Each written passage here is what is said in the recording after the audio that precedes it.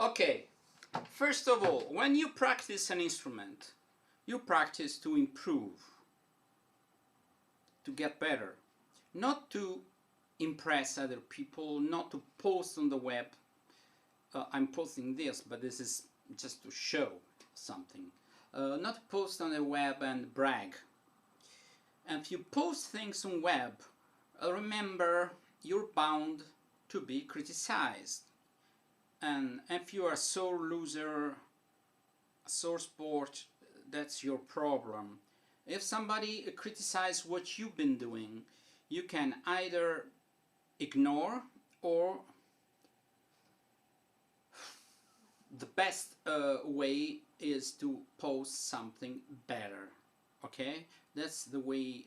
That's what smart people do.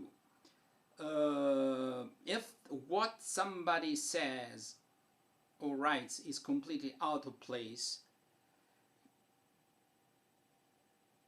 it will blow out. I mean, it will be his or her problem, not yours. Having said that, when you practice an instrument, and I'm not a square, I'm not a classically trained euphonium player, no, not at all. I've been classically trained on the saxophone, strange, but you can be classically trained on the saxophone, and on the clarinet, not on this, but a lot of the things I learned on the saxophone, the clarinet, concerning how to practice and how to breathe, obviously can be transposed to other instruments, not technique, other things, but other things, yes. So what I do, usually if I want to practice, I want two instruments to be level with my, I want the mouthpiece to be level with my mouth.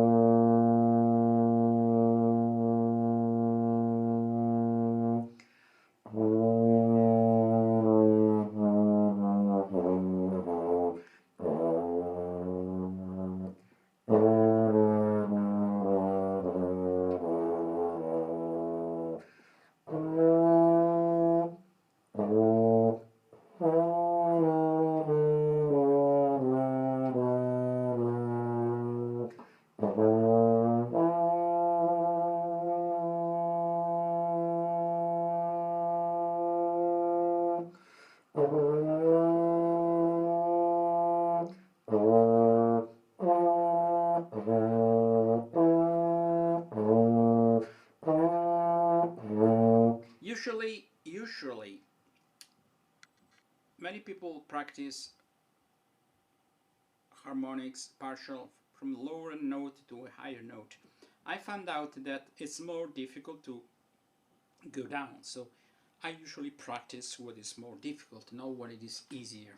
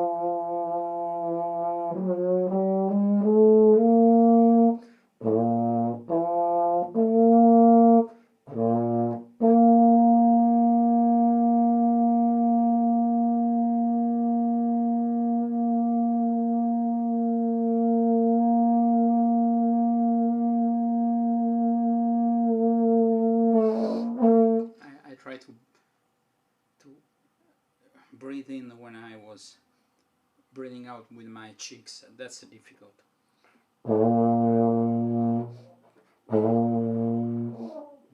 It's easier on a trumpet because here you have to blow out more air. Anyway.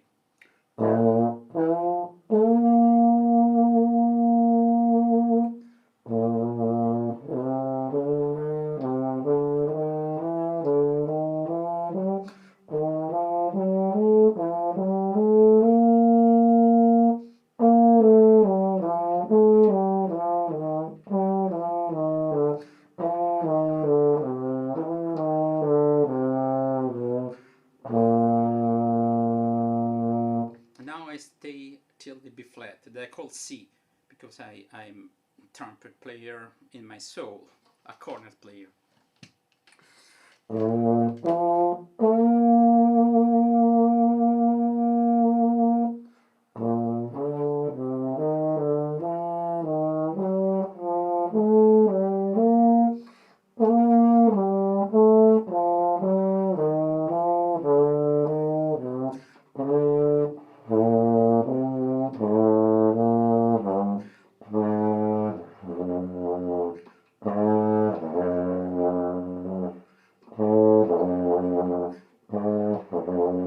Usually I repeat what is doesn't come up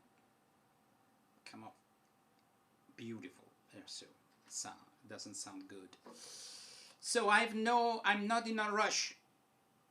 In order to play fast,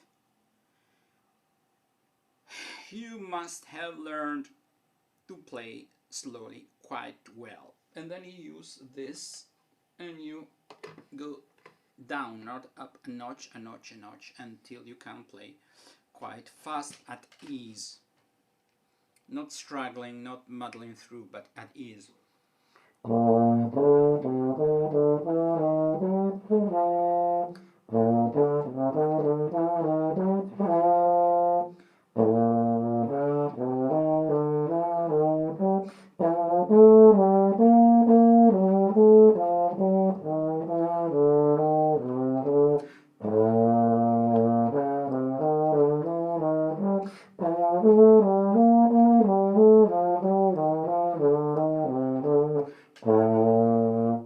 Another thing, when you're doing something fast, you get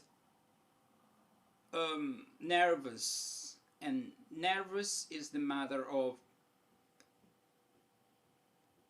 unwanted mistakes. That means we make mistakes because that's the way we learn, but sometimes we make mistakes not because we are learning, just because we are doing things in a sloppy way. So we want to eat more than we can chew.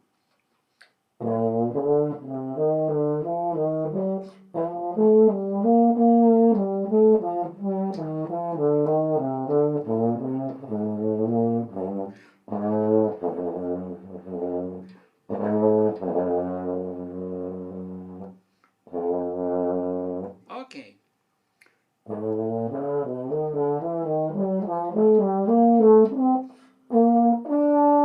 I didn't play the E, the D actually, called it E. So I play B flat, F, B flat, D.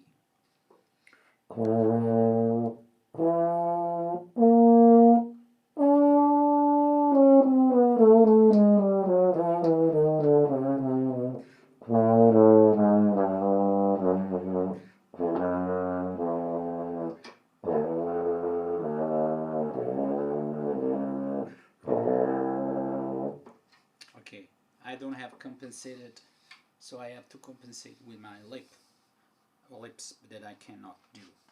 Anyway, so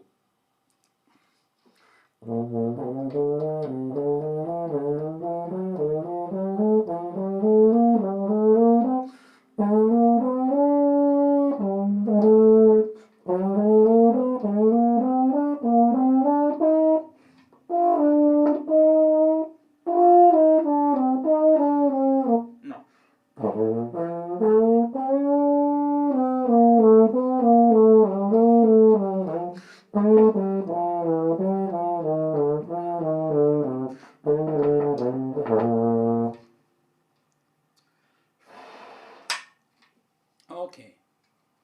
So I usually use my exercise and my books. They are actually for trumpet, but I think it's the same. And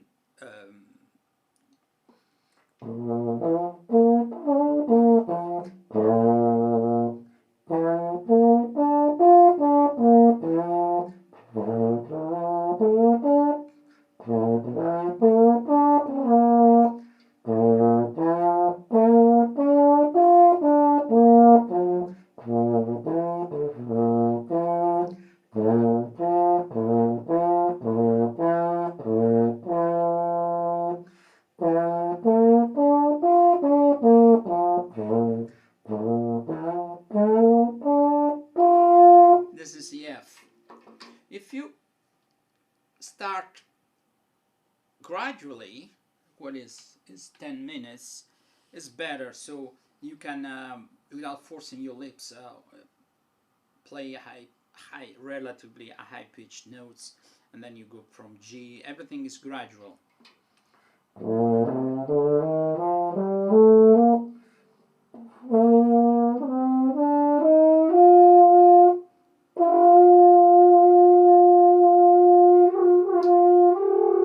You see, I'm not ready.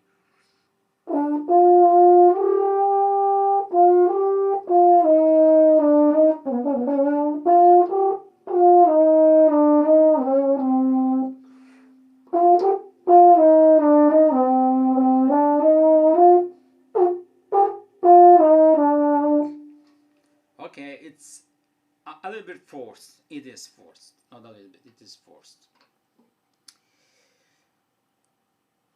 Then I usually take pauses, and sometimes when I'm very tired, I go and play my ukulele and things, so I maximize my practice in time. And then when my lips are a little bit less tired, I start again. Okay, because I think that for the most part it's endurance and flexibility. This is quite easy, at least to me, that I play the guitar and I used to play the clarinet. This is quite easy, okay, quite easy, not completely, because you have to practice also this.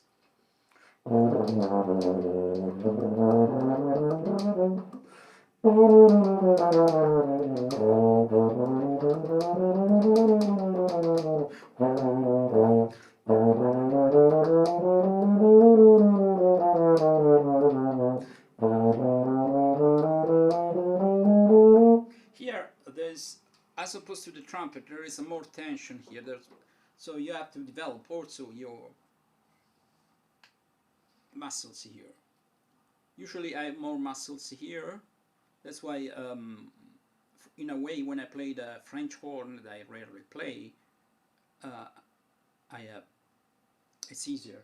Even when I use this device, this notebook to play.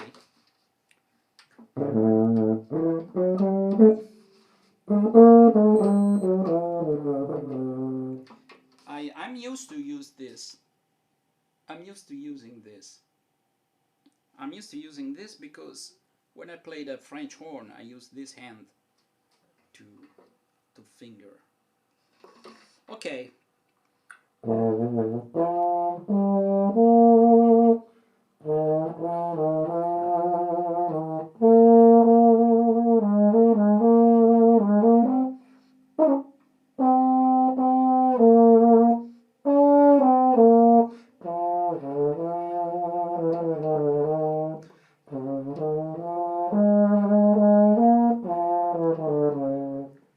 Another exercise that has nothing to do with the normal practice is having a melody in your mind and try to play it. Okay? That's very important to familiarize with an instrument, mainly if you are in situations where you have to play with other people, you don't have sheet music, and you have to go muddle through by ear and relying on your ear. And if you are used to doing that, that's a major asset, okay? Because you're not just a reader, at least that's my take on music. You are a musician, okay? So a musician should be able to transpose a melody. Oh, let's do another key, and you should have under your hands or under your lips other keys, and be able to do that. At least for simple melodies, obviously. For more accomplished players, you should do that. If you play bebop, that's a very demanding kind of music, okay?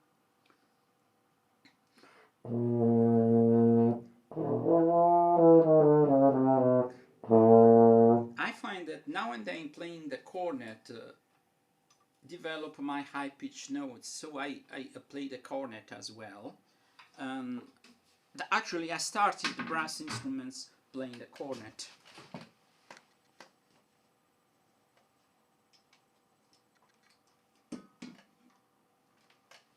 That's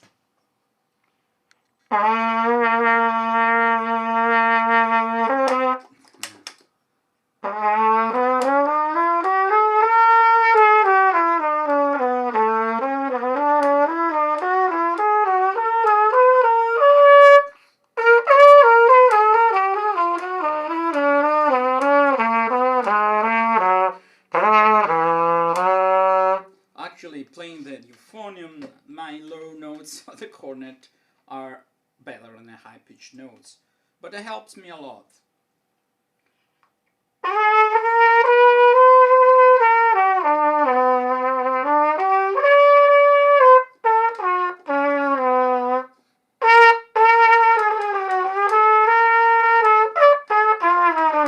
Obviously my note is quite dirty, my playing, I'm not a 100% cornet or trumpet player, but I should play it more.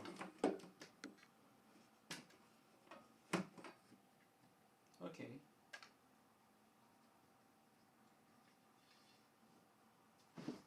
Let's go back to the euphonium. Usually when I play, I let my lips reverse to the... That's much more demanding for the lips.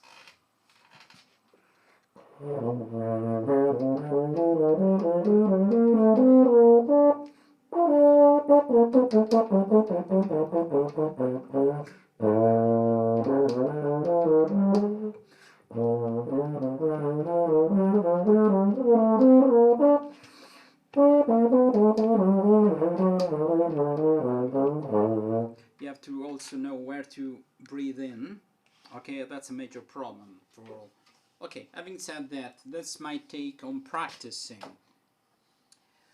Playing and improvising is very important. I mean, playing music and being able to read chords and play on chords and know what notes are good, what notes are less good, what notes are absolutely to avoid to play, or to play downbeat and for a long time is very important.